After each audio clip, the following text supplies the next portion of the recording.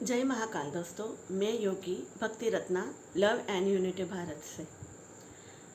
वैवाहिक जीवन में अगर किसी तीसरे व्यक्ति की एंट्री हो जाए तो उस वैवाहिक जीवन में एक हलचल मच जाती है। फिर वो वैवाहिक जीवन सुखी वैवाहिक जीवन हो या पहले से ही दुख से भरा हुआ वैवाहिक जीवन हो, वो वैवाहिक विवाह माँ बाप ने तय किया हो या फिर लव मैरिज हो, तो दोनों ही स्थिति में जब तीसरी व्यक्ति की एंट्री होती है तो वैवाहिक जीवन में हलचल मच जाती है। इसे ही विवाह बाह्य संबंध कहते हैं, एक्स्ट्रा मैरिटल अफेयर इसको कहा जाता है। तो विवाह बाह्य संबंध होने के क्या रीज़न हो सकते हैं? तो इसके बहुत सारे रीज़न हो सकते हैं। जैसे विवाह बाह्य संबंध निर्माण होने के पीछे उस व्यक्ति को जो विवाह में रिजेक्शन मिल रहा है, पेन मिल रहा है या निग्लेक्ट किया जा रहा है, इग्नोर किया जा रहा है, उसके आधार पे भी विवाह बाह्य संबंध निर्माण हो सकते हैं।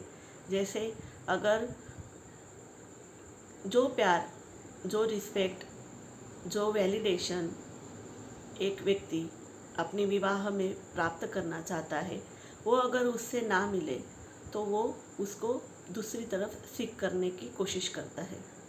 इससे वो आकर्षित हो सकता है और विवाह बाह्य संबंध क्रिएट हो सकते हैं। तो विवाह बाह्य संबंध के कारण निश्चित ही ये एक पेनफुल सिचुएशन हो सकती है दोनों पार्टियों के लिए।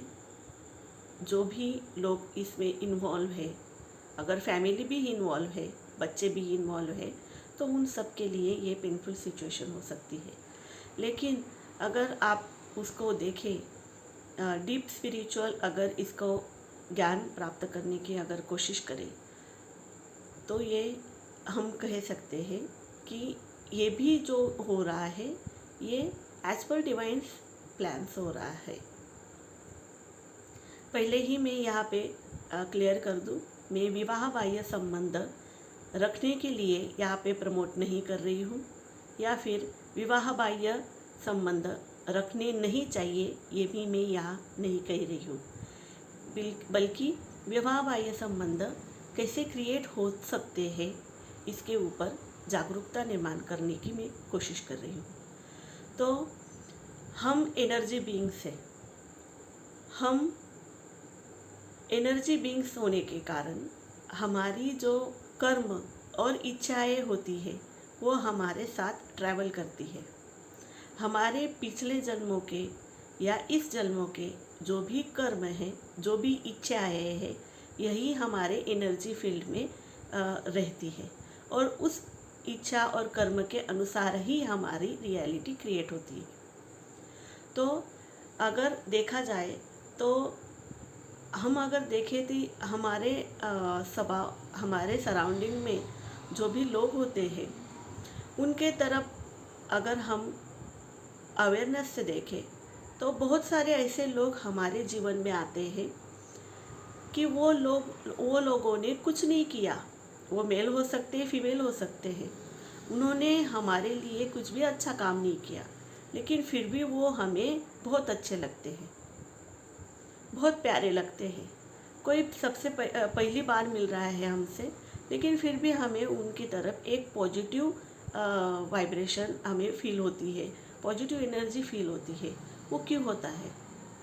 और अगर दूसरा एस्पेक्ट भी देखें तो किसी ने हमारे जीवन में कुछ भी बुरा नहीं किया है, लेकिन फिर भी कुछ व्यक्ति ऐसे होते हैं जिनके तरफ हमारी एक निगेटिव वाइब्रेशन जाती है। तो ये क्यों होता है? तो ये एनर्जी का खेल है। जैसे हमारे दो लोगों के बीच में जो भी एनर्जी ट्रांसफ़र हो रही है वो पहली एनर्जी पॉजिटिव है और दूसरी एनर्जी निगेटिव है। तो ऐसे लोग हमारे जीवन में क्यों आते हैं? तो ये लोग जो है वो हमने बहुत सारे लाइफ टाइम्स जन्म लिए हैं। तो इन सभी जन्मों में हमारे जो भी अनरिजॉल्व कर्मा और अनफुलफिल्ड डिजायर्स है, जो हमने पूर्ण नहीं किए हैं ऐसी डिजायर्स, और जो हमारे कर्मा अधूरे रह गए हैं ऐसे कर्म हमारे साथ हर एक लाइफ टाइम में हमारे साथ होते हैं। तो ये जो कर्मा हमारे कुछ लोगों से, जो जिन भी आत्माओं से अधूरे रह गए हैं, तो वो कर्म कंप्लीट करने के लिए हमारे जीवन में आते रहते हैं। तो इसी को पास्ट लवर्स और पास्ट हेटर्स कहा जाता है। तो पास्ट लवर्स की कैटेगरी में वो लोग आ सकते हैं जिनके साथ हमारे पॉजिटिव रिलेशंस थे पिछले लाइफ टाइम्स में। वो पॉजिटिव रिलेशंस हमारे सेक्सुअल भी हो सकते हैं और नॉन सेक्सुअल भी हो सकते हैं। ज़्यादातर जो नॉन सेक्सुअल रिलेशन होते हैं वो हमारे फैमिली मेम्बर्स के रूप में हमारे साथ ही होते हैं। जैसे हमारे माता पिता, हमारे भाई बहन, हमारे रिलेटिव्स, ये जो होते हैं वो नॉन सेक्सुअल रिलेशंस जो पॉजिटिव है वो हमारे इस कैटेगरी में हमारे साथ सोल ग्रुप ये जन्म लेता है। हम उनके साथ ही रहते हैं। वैसे ही जो सेक्सुअल और रोमांटिक पार्टनर्स है वो हमारे लाइफ टाइम्स में, हर एक लाइफ टाइम्स में हमारे साथ आते हैं।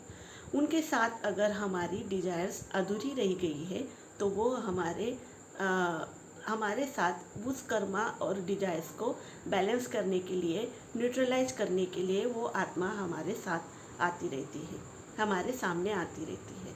तो उनके साथ हमारा कर्मा जो पेंडिंग रह गया है वो हमें कंप्लीट करना होता है।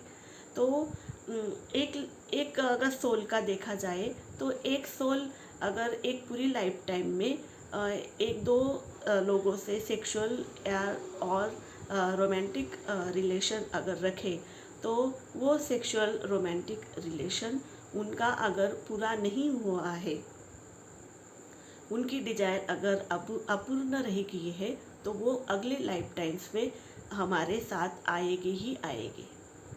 ये कर्मा बैलेंस करना बहुत ज़रूरी होता है। तो हम अगर देखें तो हमारा किसी के तरफ एक आकर्षण होता है।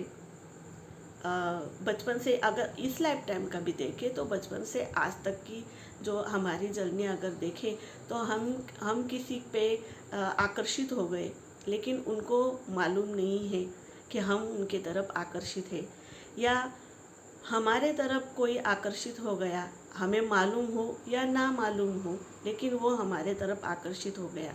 हमारे साथ किसी का सेक्सुअल इनकाउंटर हो गया, तो वो इंटीमेसी हो गई, तो वो जो आत्मा है वो हमारे पास्ट लवर के रूप में आ सकते हैं।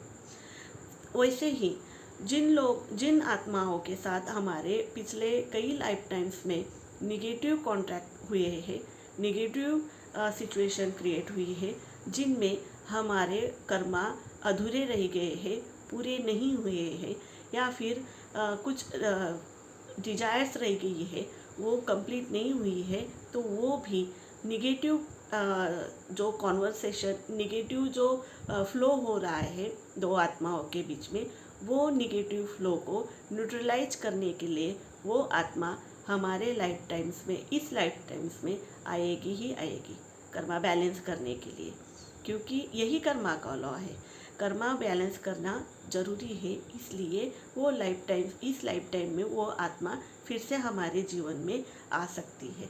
तो वो पास्ट हेटर्स होते हैं। इसीलिए कई लोग ऐसे होते हैं हमारे जीवन में जिन्होंने कोई भी बुरा काम हम इस लाइफ टाइम में हमारे साथ नहीं किया है, लेकिन फिर भी हम उनको पसंद नहीं करते।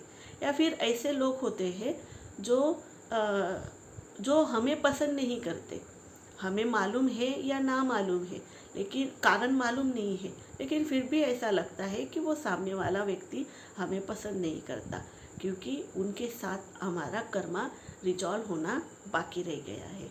तो ऐसे बहुत सारे लोग हमारे जीवन में इस लाइफ टाइम में आते हैं। तो विवाह बाह्य संबंध में भी ऐसे जो पास्ट लवर्स या पास्ट हेटर्स होते हैं वो हमारे विवाह बाह्य संबंध के रूप में आ सकते हैं, या फिर पास्ट लवर और पास्ट हेटर्स हमारे पति या पत्नी के रूप में भी आ सकते हैं। या पास्ट लवर क्यों आ सकते हैं? क्योंकि जब पास्ट लवर पति या पत्नी के रूप में या फिर विवाह बाह्य संबंध के रूप में हमसे जुड़ते हैं तो हम उनसे जल्दी से दूर नहीं हो पाएंगे और ज़्यादा टाइम उनको कर्मा न्यूट्रलाइज करने के लिए मिल सकता है। इसलिए सोल ऐसी चॉइस करती है। इस तरह की चॉइसेस करके सोल अनरिजॉल्व कर्मा को और अनफुलफिल्ड डिजायर्स को फुलफिल कर कर न्यूट्रलाइज कर सोल कॉन्ट्रैक्ट से बाहर निकलना चाहती है। तो आपकी सोल को ये सब कुछ पता होता है, पहले से ही पता होता है। तो फिर विवाह बाह्य संबंध हो या पास्ट लवर या पास्ट हेटर्स की एनर्जी हो, तो इन सब से बाहर कैसे निकला जाए? इन सब में सोल कॉन्ट्रैक्ट एक दूसरे में हो सकते हैं कि कुछ लेसन भी लर्न करने हुए पेंडिंग हो सकते हैं। जैसे चीटिंग का इशू फेस करना हो सकता है, या रिजेक्शन का इशू, या इग्नोर करने का इशू, निग्लेक्ट करने का इशू।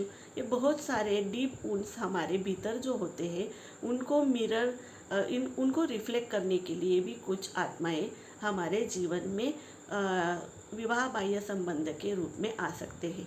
तो ये जो कनेक्शन, ये जो रिलेशन क्रिएट होता है उनमें कार्मिक रिलेशन ज़्यादातर दिखाए जा सकते हैं, या ट्विन फ्लेम रिलेशन भी उसमें हो सकते हैं। उससे कुछ लेसन लर्न करके हमारे स्पिरिचुअल ग्रोथ की तरफ हमें आगे बढ़ना होता है। तो इस सिचुएशन से फिर कैसे बाहर निकले? तो जो भी लोगों से हमारा कर्मा पेंडिंग है उनके साथ 1 to 1 हमें डील करके उस कर्मा को रिजॉल्व करना होता है। जैसे एक ऐसे मान लीजिए जैसे हमारा उनसे उधार बाकी है और वो उधार हमें चुकता करना है, तो 1 to 1 भी हम फिजिकली उनसे डील करके उसको रिजॉल्व कर सकते हैं, और एनर्जेटिक लेवल पे फास्टेस्ट स्पीड पे हम उसको डील करके रिलीज कर सकते हैं। ये जो पास्ट लवर या पास्ट हेटर्स की एनर्जी आपके सामने आ रही है, तो उनको आप हीलिंग टूल्स के जरिए रिजॉल्व कर सकते हैं, क्लियर कर सकते हैं।